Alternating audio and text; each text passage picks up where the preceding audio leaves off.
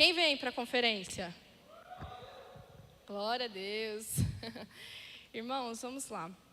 Nós estamos falando muito sobre estarmos enraizados, né, e fortalecidos em Jesus desde janeiro. Quem estava aqui nas primeiras ministrações? Às quartas-feiras. Glória a Deus. Foi um tema que o Senhor nos deu esse ano, né? A gente acredita que é mais do que um tema para o ano, mas um estilo de vida que o Senhor está nos chamando para a maturidade da igreja, maturidade dos filhos, o preparo da noiva para se encontrar com Ele, porque esse dia está chegando. Amém? E hoje o tema da minha mensagem tem a ver com isso também. Não sei se esse tema traduz tudo que o Senhor quer nos falar, mas eu diria que seria assim: enraizados se arrependem e buscam a fonte. E a fonte é com A maiúsculo, que é a fonte. Amém? E eu quero convidar vocês para ler Jeremias, capítulo 2, versículo 1 ao 13. Eu vou ler a versão revista e atualizada, tá bom? Diz assim: a mim veio a palavra do Senhor dizendo: vai e clama aos ouvidos de Jerusalém. Assim diz o Senhor: lembro-me de ti, da tua afeição quando eras jovem, e do teu amor quando noiva, de como me seguias no deserto, numa terra em que não se semeia. Então Israel era consagrado ao Senhor, e era as primícias da sua colheita. Todos os que o devoraram se faziam culpados, o mal vinha sobre eles, diz o Senhor. Ouve a palavra do Senhor, ouve a palavra do Senhor, ó casa de Jacó, e todas as famílias da casa de Israel. Assim diz o Senhor: que injustiça acharam vossos pais em mim, para que de mim se afastarem, indo após a nulidade dos ídolos e se tornando nulos eles mesmos, e sem perguntarem: onde está o Senhor, que nos fez subir da terra do Egito, que nos guiou através do deserto, por uma terra de ermos e de covas, por uma terra de sequidão e sombra de morte, por uma terra em que ninguém transitava e na qual não morava homem algum? Eu vos introduzi numa terra fértil, para que comesseis o fruto e o seu bem. Mas, depois de teres entrado nela, vós a contaminastes, e da minha herança fizestes abominação. Os sacerdotes não disseram: onde está o Senhor? E os que tratavam da lei não me conheceram? Os pastores prevaricaram contra mim. Os profetas profetizaram por Baal e andaram atrás de coisas de nenhum proveito. Portanto, ainda pleitearei convosco, diz o Senhor, e até com os vossos filhos pleitearei. Passai as terras do mar de Chipre e vede, mandai mensageiros a Quedar e atentai bem, e vede se jamais sucedeu coisa semelhante. Houve alguma nação que trocasse os seus deuses, posto que não era deuses? Todavia o meu povo trocou a sua glória por aquilo que é de nenhum proveito. Espantai-vos disto, ó céus, e horrorizai-vos, ficai estupefados, diz o Senhor, porque dois males cometeu o meu povo. A mim me deixaram manancial de águas vivas e cavaram cisternas rotas que não retêm águas. Amém? Vamos orar mais uma vez? Você pode fechar os seus olhos? Paizinho, nós nos expomos à Tua palavra. Queremos que o Senhor ainda tenha uma porção especial para nós. O Senhor já falou tantas coisas preciosas. E nós, como filhos Teus, discípulos Teus, queremos mais uma vez, Pai, nos inclinarmos, abrirmos o nosso coração. Pedimos para que venha a revelação, Deus, que venha a direção, que venha discernimento. Por favor, nos provoque a um novo nível de fé, nos provoque a uma nova dimensão na caminhada contigo. Que não seja só mais um dia, mais um culto, mais uma ministração, mas que isso nos sacuda, Pai, para sairmos daqui, Pai, ainda mais fervorosos na Tua presença, o desejando cada vez mais apaixonados pelo Senhor, Pai. Assim nós oramos e agradecemos mais uma vez. Amém. Glória a Deus. Irmãos, Quem era Jeremias, né? Desculpa meu alarme aqui do celular. Jeremias é conhecido como profeta chorão, não é isso? Eu me identifico com Jeremias. Sou bem chorona, confesso. Choro porque preciso, choro quando não preciso. É isso. Mas Jeremias, quem foi ele, né? Ele era um sacerdote que foi chamado por Deus, né, para ser um profeta. Ele profetizou durante 40 anos. E ele profetizou sobre a idolatria que aquele povo estava vivendo, né, cometendo muita injustiça, rompendo a aliança que Deus tinha com aquele povo. Então, ele foi chamado para um cenário difícil, um cenário turbulento. Ele não era aquelas pessoas populares, né? A Bíblia, quando você discorre aí a leitura, ele é alguém que andava solitário, né? Ele não era uma pessoa que era bem vista, inclusive por aqueles judeus, né? Os que eram os líderes, porque ele vinha com uma mensagem de confronto contra a religiosidade que ali estava existindo no templo. Então, era um contexto desafiador, e Jeremias, ele chorava. Ele clamava diante de Deus, porque ele viu o povo se rebelar ainda mais. As coisas estavam difíceis, eles estavam sendo ali muito próximos de serem invadidos pela Babilônia, e o povo não se arrependia dos seus maus caminhos, né? Para o povo estava tudo bem, mas na verdade Deus vinha com uma mensagem de que não estava tudo bem. Era necessário um arrependimento sobre essas práticas de trocar o Senhor por outros deuses, né? E Jeremias, ele vinha com essa mensagem de justiça, de acerto, de conserto de Deus para o povo, mas também vinha com uma mensagem de esperança, né? Então, muita graça e misericórdia de Deus havia aqui. Havia um chamado para uma correção, mas havia também um apontamento de esperança para o futuro. Amém? E a gente pode até fazer uma certa relação de Jeremias com Jesus, porque tanto Jeremias quanto Jesus, eles choraram sobre Jerusalém. Quem se lembra da passagem de Lucas 19? Vocês podem por aí? Lucas 19, 41 e 42. Quando ia chegando, vendo a cidade, chorou. E dizia: se conheceras por ti mesma, ainda hoje, o que é devido à paz. Mas isso está agora oculto aos teus olhos. Jesus olhava para o povo e se contristava, chorou, intercedeu por aquilo que estava prestes a acontecer. E Jeremias fez a mesma coisa, Jeremias chorou, né? A palavra de Deus, usada pelo próprio Cristo ali no seu ministério, era anunciar o reino, anunciar: arrependei-vos, é chegado o reino dos céus, não é isso? Jeremias também vinha com uma mensagem de arrependimento, mas não era de juízo. Ambos falaram disso, mas era uma palavra de graça e misericórdia. E nós precisamos entender que no Senhor tem correção, tem ajuste. Nós queremos ser enraizados, nós precisamos entender que o Senhor quer sim tratar conosco em muitas coisas, mas é porque Ele é um Deus de amor, cheio de graça, e nos quer mais perto dEle. Então, quando nós olharmos a correção do Senhor, quando nós olharmos e vemos o impacto de Deus para as nossas vidas, é por isso. O nosso Deus é cheio de graça e misericórdia. Amém? E essa passagem que nós lemos de Jeremias 2, ela é bem conhecida. E ela traz uma denúncia de Deus para aquele povo. E é com base nessa denúncia que eu queria meditar com você. Sobre 3 coisas que Deus estava falando contra o povo. Sobre a saudade de Deus sobre aquele povo. Sobre o lamento de Deus sobre aquele povo. E sobre a indignação de Deus. Irmãos, Deus sente saudade, Deus se lamenta e Deus se indigna. Esse é o nosso Deus. E a primeira mensagem de Jeremias, logo no comecinho, é sobre isso. Até vou comparar com uma outra versão, e eu vou ler os versículos 1 e 2, que essa que eu vou ler agora é a versão da linguagem de hoje. Vejam só, essa mensagem de Deus sobre a saudade dele.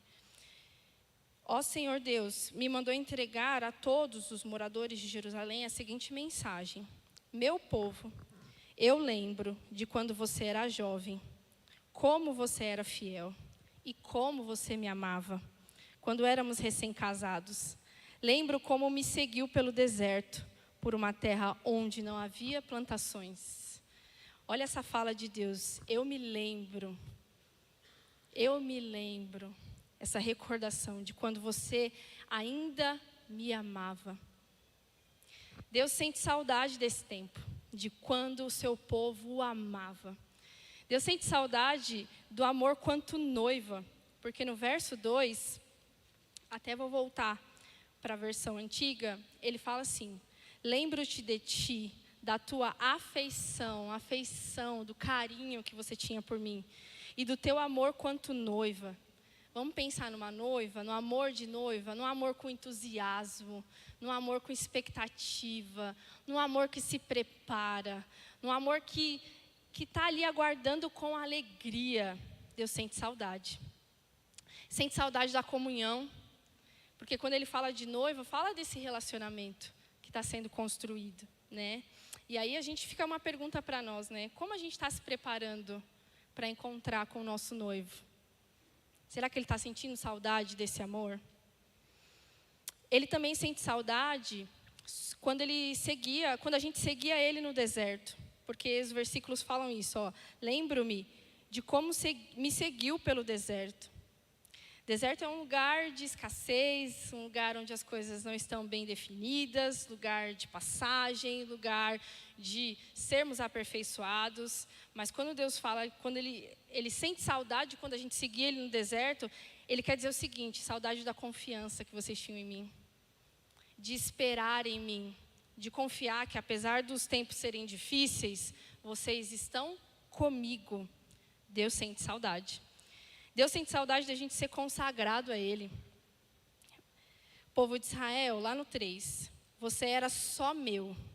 Era sagrado como o trigo que é colhido primeiro e oferecido a mim. Deus sente saudade de não ter mais ninguém disputando o nosso coração. Esse de ser consagrado, separado, é esse lugar de nós estarmos focados no Senhor. Então, vejam, a mensagem do profeta foi específica. A primeira coisa que ele disse é: eu tenho saudades de um tempo de fidelidade. Eu tenho saudade de um tempo em que você não tinha nada ocupando o meu lugar, né? E aí a gente precisa pensar, irmãos, o que às vezes está disputando o lugar de Deus nas nossas vidas? Quais são as nossas prioridades? Deus sente saudade. Segunda coisa que eu queria falar com base nesse texto que nós lemos é sobre o lamento de Deus. Deus se lamenta.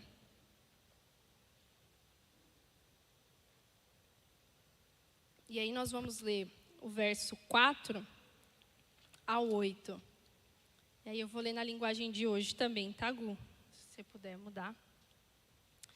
Descendentes de Jacó e famílias do povo de Israel, escutem a mensagem de Deus, o Senhor. Ele diz: que defeito seus antepassados acharam em mim para me abandonar? Desculpa, de novo. Que defeito seus antepassados acharam em mim para me abandonar? É uma pergunta. Adoraram ídolos inúteis e eles mesmos se tornaram inúteis. Eles me desprezaram. No entanto, fui eu quem os tirou do Egito. Eu os levei pelo deserto, terra de montanhas e de precipícios, terra seca e perigosa, por onde ninguém viajava e onde ninguém mora. Então, o que o povo encontrou de queixa contra Deus? Se Deus libertou, se Deus protegeu e se Deus proveu num tempo de dificuldade. E é isso que o Senhor está falando. Vocês me abandonaram. Vocês me desprezaram. Então Deus aqui está se lamentando. Um povo em que Ele foi fiel, que Ele amou, que Ele separou, abandonou, se afastou dEle, né? O verso 5. Que defeito que vocês tiveram, que vocês acharam em mim, que vocês me abandonaram, vocês se afastaram de mim.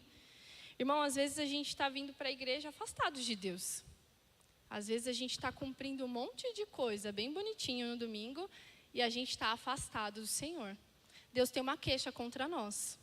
Deus está se lamentando. O que eu fiz? Será que a gente não consegue reconhecer esse amor de Deus?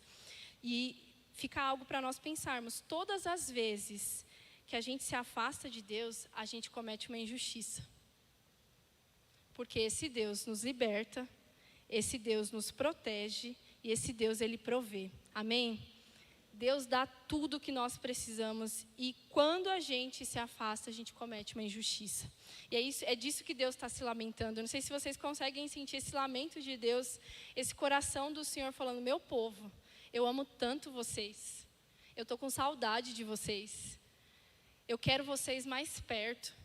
Eu quero uma vida não de aparência, eu não quero que vocês sejam mecânicos, eu não quero que vocês aprendam coisas sobre mim, eu quero que vocês vivam comigo, que vocês estejam em mim.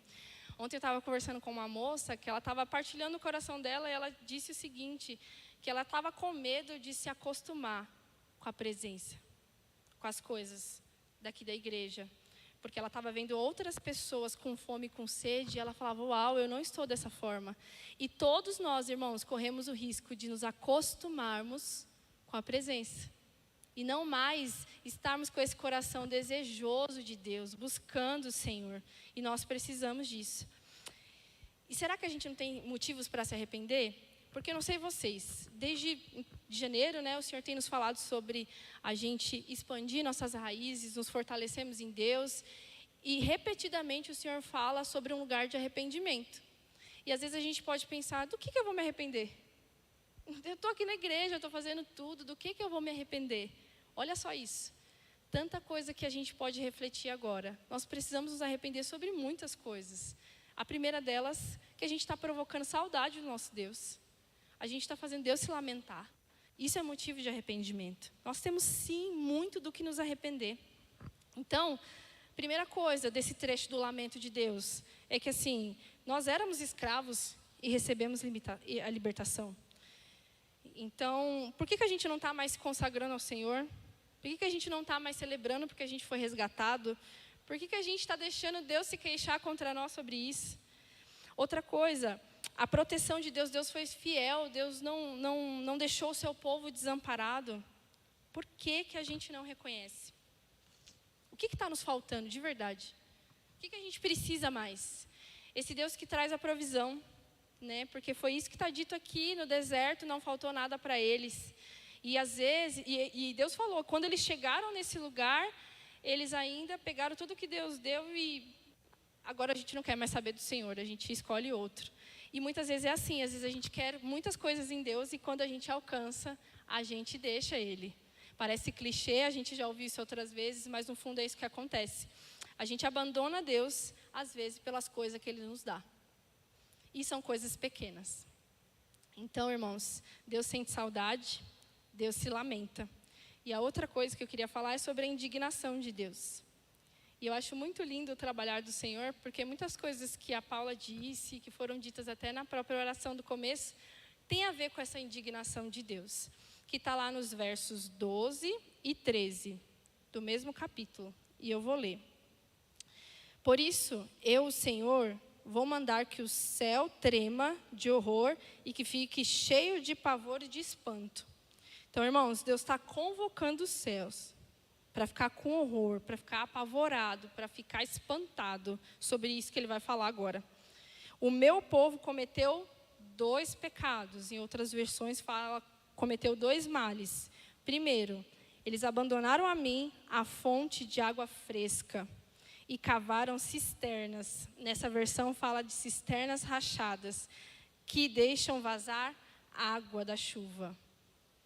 Todo mundo sabe o que é cisterna? Eu não conhecia, né? Mas depois eu fui ver o que era, né? Então, o manancial, a fonte é a nascente, né? É aquela coisinha pequena que brota a água e a cisterna eram os buracos que esse pessoal fazia no chão para reservar a água da chuva, né? Então, era um reservatório. E eles faziam muitos, geralmente esse pessoal, né? Principalmente dessas épocas aqui citadas na Bíblia, eles faziam as suas comunidades próximas de lugar que tinha água, né? Para subsistência. Então, eles faziam muitas disso. E há muitas passagens na Bíblia do pessoal tendo alguns impactos com a presença de Jesus nos poços, né? Porque ele deixar de ir à fonte e criar buraco no chão para receber água. Aí você pode pensar, mas não é a mesma coisa? É água, né? Mas tem uma diferença da água da nascente e da água da chuva. Eu, irmãos, há muitos anos atrás, e olha, há muitos anos mesmo, acho que quando eu tinha uns 14 anos, eu conheci a cidade de Salesópolis. Alguém aqui conhece? Conhece? Nossa, sempre quando eu falo, ninguém, nunca fui. Uma pessoa. Eu fui com um passeio de um projeto social para conhecer a nascente do rio Tietê. Gente, é bárbaro, assim. É um lugar pequeno, bem bonito para acessar. São cheios de pedras, assim, sabe? E ali jorra uma água que não para. E parece um cano aberto, sabe? Que fica jorrando água. Essa é a nascente do rio Tietê. E a água é limpa, cristalina. Quem é que vai beber? Eu posso um dia dizer que eu bebi água do rio Tietê. Você também, né? Água limpa. Porque a gente olha o rio aí, tá podre, né? Mas assim, a nascente é água cristalina, pura, água fresca. É maravilhosa a água da nascente. E é isso que Deus está falando. Água de nascente, água do manancial, água ali que jorra ali daquela fonte. Gente, é água fresca. É água que tem movimento. É água sem contaminação. É água pura. E Deus está falando isso. Vocês precisam acessar a fonte. Vocês precisam vir até mim. E não criar mecanismos para facilitar o acesso à presença. Porque a cisterna é isso. Porque a água da chuva, ela não necessariamente é água totalmente limpa. Né? Dependendo, inclusive, desse buraco que é aberto. E o pior, esse povo estava fazendo isso e ainda era rachado. Então, vinha água e não retinha. Então, eles tinham que fazer muito mais esforço para consumir a água. Né? Então, a gente fala de água fresca, como eu disse, é água que se movimenta, água que se renova. Cisterna é água parada. E a qualidade dessas águas, elas são totalmente diferentes. E a gente precisa ir até a fonte. Gente, se Deus é a fonte, logo a nossa vida depende dele. Não dá para criar jeitinho, né? Hoje em dia, com a tecnologia, a gente vê muitos aplicativos de devocional. Quem aí tem? Eu também tenho. A gente gosta de ler um devocional, ver alguém trazendo uma mensagem, mas aquela pessoa já foi à fonte, ela já sacrificou, ela já recebeu a revelação. E aí você está indo usufruir desse lugar que essa pessoa já foi, não você indo até lá. Então, eu acho curioso que tem aplicativo que tem até oração. Eu falei, gente, estão até orando por mim. Que maravilha, né? Irmãos, nada substitui, tá? Aquela pessoa orou, mas você não orou. Então, assim, não tem problema a gente ver essas coisas, mas tem problema a gente fazer isso, porque fazer isso como estilo de vida, porque isso é criar cisterna. Isso é criar cisterna. Vocês precisam, nós precisamos ir até a fonte, né? Eu sei que a tecnologia veio para facilitar, irmãos, mas nada substitui o relacionamento com o Senhor. Não tem aplicativo que vai ter pessoa mais graduada, usada por Deus, faz uma oração forte. Uma vez, esse negócio de oração forte, eu lembrei de uma criança do CCS, que ela perdeu um cachorro, ou tinha acontecido algo com o cachorro. Ela chegou para o pastor e falou assim, pastor, eu preciso que você faça uma oração, mas aquelas, forte. Oração forte, sabe? Aquela... Então, gente, pode ser a pessoa de orações fortes, não substitui o que você precisa fazer até a presença. Não tem substituto. E, gente, toda vez que a gente substitui, a gente abandona. Então, se você está substituindo, criando cisterna, você está abandonando o seu Deus. E é essa a indignação do Senhor. Por que que nós abandonamos o Senhor?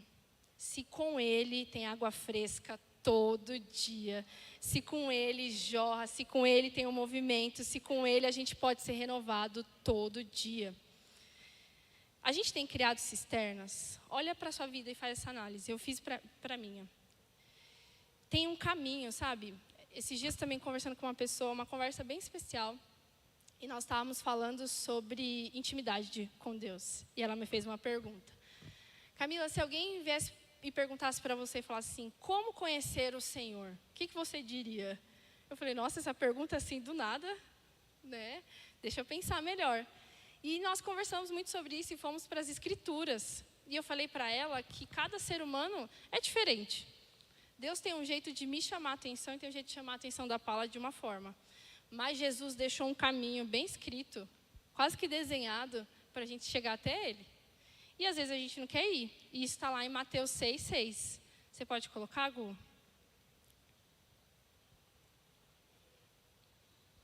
Mas você, quando orar, vá para o seu quarto, feche a porta e ore ao seu pai, que não pode ser visto. E o seu pai que vê o que você faz em segredo lhe dará recompensa. Amém? Então, o que eu disse para ela? Por mais que nós somos indivíduos diferentes, com as nossas particularidades, há um mesmo caminho para todos. Para falar com o Senhor, esse é o caminho. A gente está aqui hoje, juntos, meditando na palavra, mas a manutenção disso daqui é sua, indo até a fonte. Na segunda, na terça, na quarta, na quinta, na sexta, no sábado e no domingo. Não adianta a gente achar que a gente encheu o nosso reservatório aqui no culto e ele vai durar a semana inteira, porque não vai. O Senhor nos deu um caminho, nós precisamos ir até Ele. Ele está disponível, Ele é a fonte inesgotável. Vamos lá. E sobre essa fonte inesgotável, dia a dia, nós precisamos ter isso no nosso coração, que a gente deve buscá-lo. A Bíblia está cheia de orientação de Deus, falando sobre o dia a dia, né? Então, às vezes a gente finge que não sabe, o famoso finge demência, de que de vez em quando eu posso buscar o Senhor. Não, é todo dia. Quer ver? Vamos ler lá no Antigo Testamento, Levítico 6, do 12 ao 13.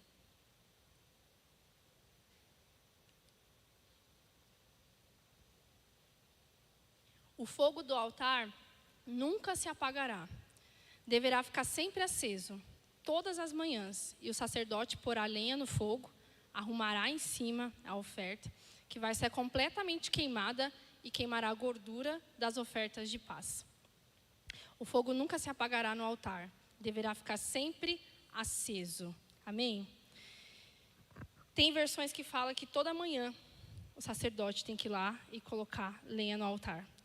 E os sacerdotes da nova aliança, quem é? Somos nós. Todos nós devemos ir e sacrificar todo dia, e buscar todo dia, porque o fogo vem. O fogo não vai se apagar, mas a gente precisa ir lá e colocar lenha. Amém? Em Atos 2, os irmãos eles estavam reunidos, eles oravam todos os dias. Todos os dias. E de repente, veio do céu e o Espírito foi derramado sobre eles. Não foi um dia que eles marcaram um evento e falaram assim, olha, vou marcar e vai combinar. Espírito Santo, esse dia você tem que vir aqui. Porque é o dia da nossa agenda, o dia que a gente marcou e você vai ter que vir. Não, eles vinham dia a dia, de forma constante, buscando o Senhor até que veio. Nós precisamos lembrar disso, nós precisamos buscar todos os dias. É nesse lugar de dia a dia que as misericórdias do Senhor se renovam. Está lá em Lamentações 3, 22. Você pode pôr, Gu?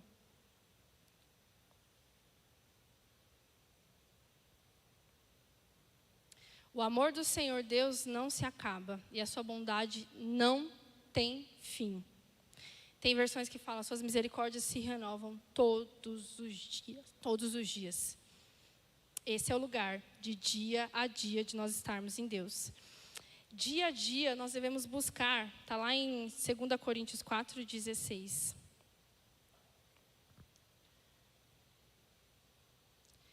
Por isso, nunca ficamos desanimados. Mesmo que o nosso corpo vá se gastando, o nosso espírito vai se renovando dia a dia. Vai acontecer coisa difícil? Vai. Vamos viver coisas desafiadoras? Vamos. Mas a gente não vai desanimar. Ainda que o nosso corpo se desgaste, o nosso espírito vai se renovar dia a dia. Se nós formos à fonte, dia a dia.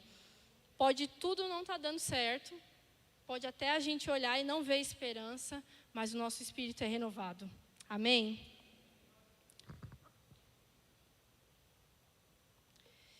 Nesse lugar, irmãos, da fonte, a pura, da água fresca, a gente ouve coisas preciosas de Deus, sobre quem nós somos. E às vezes a gente está perdido, às vezes a gente está confuso, porque nos falta parar e ir até a presença. Nos falta nos inclinarmos a Deus e buscarmos nele o que nós precisamos.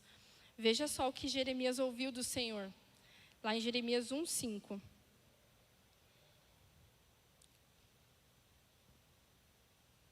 Antes do seu nascimento, quando você ainda estava na barriga da sua mãe, eu o escolhi e separei para que você fosse um profeta para as nações. Deus nos escolheu, amém?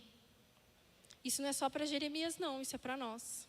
Antes mesmo de nós nascermos, já havia um plano de Deus para nós. E é nesse lugar que a gente tem isso, é nesse lugar que isso se torna convicto dentro de nós. Não é a gente criando cisterna. Outra coisa que o Senhor fala, está lá em Jeremias 24, versículo 7.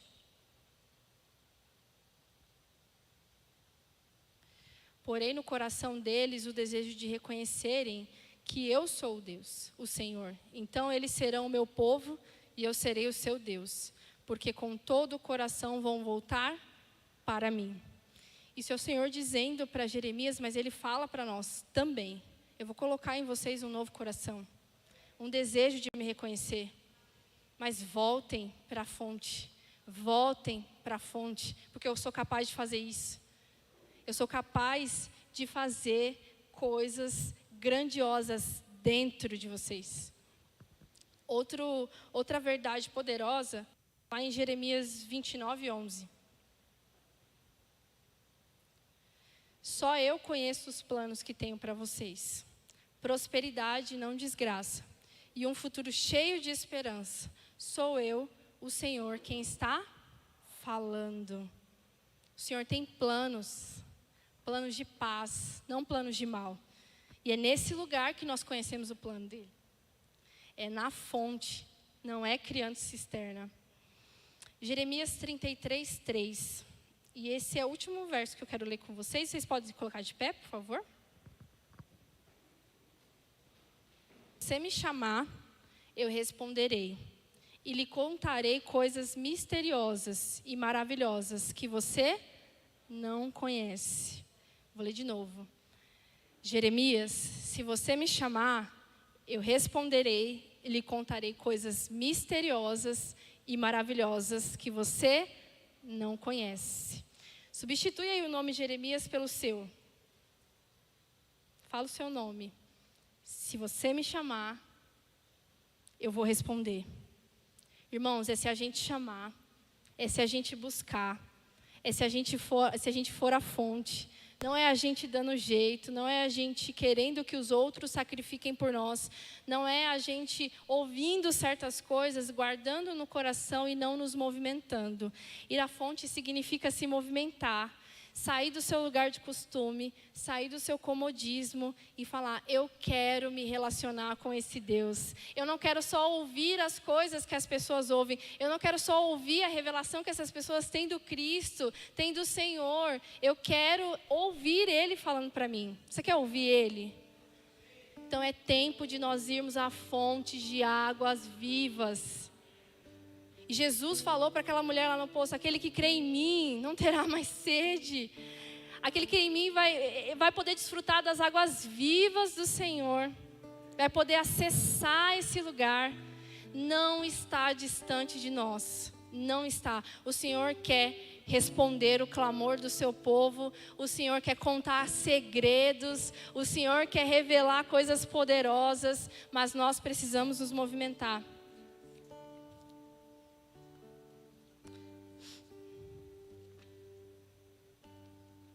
Eu quero agora orar com vocês. Na verdade, dá um tempo para que cada um possa fazer a sua oração. Eu comecei dizendo que o tema era enraizados se arrependem e vão à fonte. E por que se arrepender? Porque Deus nos quer. Ele quer o nosso amor, Ele não quer metade de nós. E nós geramos saudade no Pai. Nós geramos lamento no Pai. E nós geramos indignação. E isso por si só deve nos levar a um quebrantamento em dizer, Senhor, nos perdoa. Nos perdoa porque eu troco a sua presença para ouvir às vezes um monte de ministração. Não está errado, mas às vezes eu tenho preguiça de abrir as escrituras e falar, Senhor, fala comigo. É tempo de nos arrependermos. E pensa que deixar o Senhor... E é uma denúncia de Deus para nós. É pecado abandonar o Senhor. e dá jeitinho. O Senhor está dizendo, o povo cometeu 2 pecados, me abandonaram, criaram sistemas para eles, para viverem do jeito que eles acham que tem que viver. Não, tem um caminho, tem um jeito, tem uma direção de Deus. O Senhor está nos falando, convocando o seu povo à santidade, convocando o seu povo à intimidade. Nós precisamos nos arrepender quando nós nos ausentamos desse lugar. Então feche os seus olhos. Faça você a sua oração, Senhor, de arrependimento. Se isso é algo que veio de revelação para você, se você entendeu, vamos nos arrepender diante do Senhor.